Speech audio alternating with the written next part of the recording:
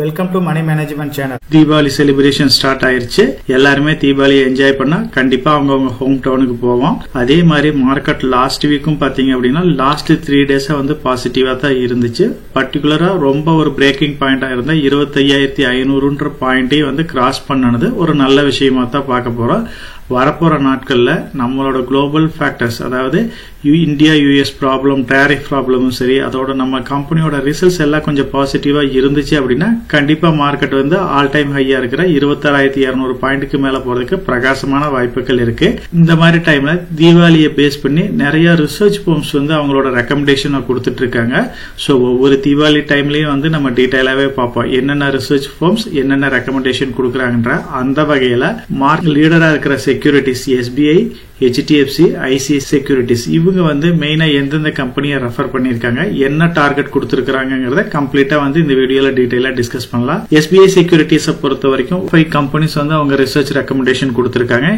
HDFC bank, TVS motor company, Ashok Leyland, Indian bank, Apollo hospital. HDFC பேங்கை பொறுத்த வரைக்கும் அதோட target வந்து 1110 ரூபாய் வரைக்கும் போறதுக்கு வாய்ப்பு இருக்குன்னு இருக்காங்க. இப்ப இருக்கிற பிரைஸ்ல இருந்து ஒரு 15% வந்து பாசிட்டிவா போகும் இருக்காங்க. TVS கம்பெனியை பொறுத்த வரைக்கும் அதோட கரண்ட் மார்க்கெட் பிரைஸ்ல இருந்து இன்னும் ஒரு 15% வரைக்கும் போறதுக்கு வாய்ப்பு இருக்கு அப்படின்னு இருக்காங்க. அசோக் லைலாண்ட பொறுத்த வரைக்கும் பாத்தீங்க அப்படின்னா இப்ப இருக்கிற பிரைஸ்ல இருந்து நியர்லி ஒரு 20 to 25% வரைக்கும் பாசிட்டிவா போறதுக்கு நிறைய வாய்ப்புகள் இருக்குன்னு இருக்காங்க. இந்தியன் பேங்கை பொறுத்த வரைக்கும் நியர்லி ஒரு 15% மேல அதோட கரண்ட் மார்க்கெட் பிரைஸ்ல இருந்து பாசிட்டிவா போறதுக்கு வாய்ப்பு இருக்குன்னு இருக்காங்க. அப்போலோ ஹாஸ்பிட்டலை பொறுத்த வரைக்கும் ரீசெண்டா வந்து இப்ப நல்லா தான் பர்ஃபார்ம் பண்ணிட்டு இருக்கு. நிப்டி 50ல இந்த ஸ்டாக் ஆட் ஆனதுக்கு அப்புறம் ஒரு நல்ல கரெக்ஷனை பார்த்துச்சு. கம்பெனி எல்லாம் ரெக்கவர் ஆகி இப்போ 4,000 5,000 லெவல்ல இருந்த கம்பெனி இப்ப வந்து 7,500 ரூபாய்ன்ற லெவல்ல தான் கரண்ட் மார்க்கெட் பிரைஸ் இருக்கு. சோ அதே பாத்தீங்க அப்படின்னா இதோட டார்கெட் வந்து 8,700 ரூபாய் வரைக்கும் போறதுக்கு வாய்ப்புகள் இருக்கு. அதாவது நியர்லி 15% பக்கமா வந்து போறதுக்கு வாய்ப்பு இருக்கு அப்படின்னு SBI செக்யூரிட்டிஸ் கொடுத்திருக்காங்க. நெக்ஸ்ட் பாத்தீங்க அப்படின்னா ICICI டைரக்டா பொறுத்த வரைக்கும் இவங்க நம்பர் ஆஃப் கம்பெனிஸ் கொடுத்திருந்தாலும் ஒரு சில இம்பார்ட்டன்டான கம்பெனிஸ் வந்து டீடைலா பார்க்கலாம். அந்த வகையில HDFC பேங்க் ஆல்ரெடி நம்ம டிஸ்கஸ் பண்ண மாதிரி இதோட லெவல் வந்து ஒரு 18% வரைக்கும் பாசிட்டிவா போறதுக்கு வாய்ப்பு இருக்குன்னு இருக்காங்க. கிரெடிட் ஆக்சஸ் வந்து ஒரு 15% ப்ராஃபிட் கொடுக்குன்னு இருக்காங்க. L&T பொறுத்த வரைக்கும் இப்ப இருக்கிற கரண்ட் மார்க்கெட் பிரைஸ்ல இருந்து ஒரு 20% வந்து பாசிட்டிவா போகும் இருக்காங்க. AIA இன்ஜினியரிங் பொறுத்த வரைக்கும் ஒரு 26% வந்து பாசிட்டிவா போறதுக்கு வாய்ப்பு இருக்குன்னு இருக்காங்க. அலைடு பிளண்டர்ஸ் பொறுத்த வரைக்கும் ஒரு 17% ப்ராஃபிட் கொடுக்குன்னு இருக்காங்க. டாடா பேட்டர்னை பொறுத்த வரைக்கும் 30% கொடுத்திருக்காங்க. கிரீன் லேம்ப் பொறுத்த வரைக்கும் ஒரு 20% வந்து பாசிட்டிவா போறதுக்கு வாய்ப்பு இருக்குன்னு இருக்காங்க. இந்த கம்பெனி லிஸ்ட பொறுத்த வரைக்கும் HDFC bank, L&T, Tata pattern இந்த கம்பெனியை தவிர ரிமைனிங் கம்பெனிஸ் பத்தி நம்ம பெருசா நம்ம டிஸ்கஸ் பண்ணது கிடையாது. என்னோட ஹோல்டிங்ஸ பொறுத்த வரைக்கும் HDFC பேங்க் இருக்கு, L&T இருக்கு. அதே மாதிரி SBI செக்யூரிட்டிஸ் வந்து ரெஃபர் பண்ண இந்த 5 companies HDFC bank, TVS Motors, Ashok Leyland, Indian bank, Apollo hospital இந்த கம்பெனிஸை பொறுத்த வரைக்கும் HDFC பேங்க், TVS மோட்டார்ஸ் என்னோட ஹோல்டிங்ஸ்ல இருக்கு.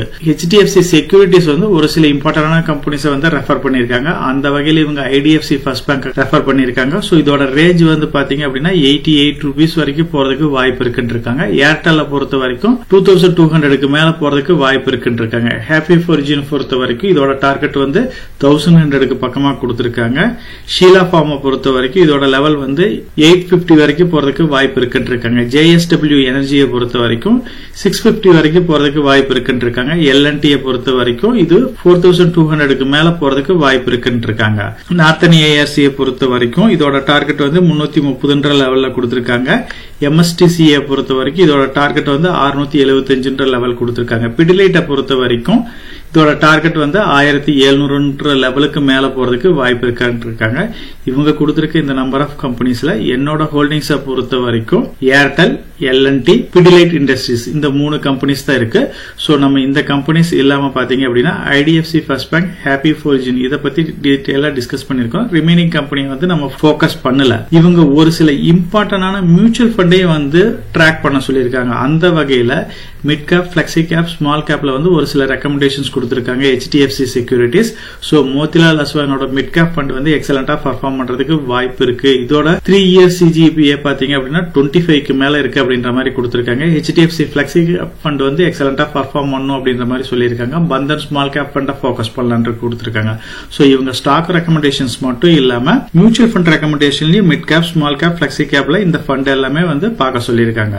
சேம் இப்ப வந்து நம்ம டிஸ்கஸ் பண்ண ஸ்டாக்ஸை பொறுத்த வரைக்கும் நம்பர் ஆஃப் ஸ்டாக்ஸ் இருந்தாலுமே நம்ம வந்து எப்பயுமே ஒரு ஸ்டாக்கை செலக்ட் பண்றதுக்கு முன்னாடி இப்ப நம்ம இந்த மினிமம் டார்கெட் அச்சீவ் பண்ணணும் அந்த பாயிண்ட்ல செலக்ட் பண்ணாம ஒரு லாங் டேர்ம் இன்வெஸ்டரா வந்து மார்க்கெட்டுக்குள்ள நம்ம என்ட்ரி கொடுக்கணும். ஒரு லாங் டேர்ம் இன்வெஸ்டர் ஆகிறதுக்கு முன்னாடி எப்படி வந்து ஒரு போர்ட்போலியோ கிரியேட் பண்றது, ஒரு போர்ட்போலியோல எவ்வளவு ஸ்டாக்ஸ் இருக்கணும், இப்போ 1 crore டார்கெட்டா வச்சுட்டா எப்படி ஸ்டாக்ஸ் ஐடென்டிஃபை பண்ணணும், எப்படி ஒரு லாங் டேர்ம் இன்வெஸ்ட்மெண்ட்டை கண்டினியூ பண்றது, ஒரு ஸ்டாக்ல எவ்வளவு அமௌண்ட் இன்வெஸ்ட் பண்ணலாம், ஒரு ஸ்டாக்கை செலக்ட் பண்றதுக்கு முன்னாடி என்னென்ன பேராமீட்டர்ஸ் எல்லாம் செக் பண்ணணும், இதை பத்தி நம்ம கம்ப்ளீட்டா டீடைலா வந்து நம்மளோட பிளேலிஸ்ட்லயே வந்து டிஸ்கஸ் பண்ணிருக்கிறோம். ரெகுலரான இன்வெஸ்ட்மெண்டா இருக்கிற PPF, கோல்டு, நிப்டி 50 இதுல எப்படி இன்வெஸ்ட் பண்ணலாம், ஒரு லாங் டேர்ம் இன்வெஸ்ட்மெண்ட் அப்படின்னா என்னென்ன ஸ்டாக்ஸ்ல வந்து இன்வெஸ்ட் பண்ணலாம், ஒரு பிளேலிஸ்டே அவைலபிளா இருக்கு போர்ட்போலியோ அப்படின்னு. இதுல வந்து ஒரு 25 ஸ்டாக்ஸ் டீடைலா டிஸ்கஸ் பண்ணிருக்கிறோம்.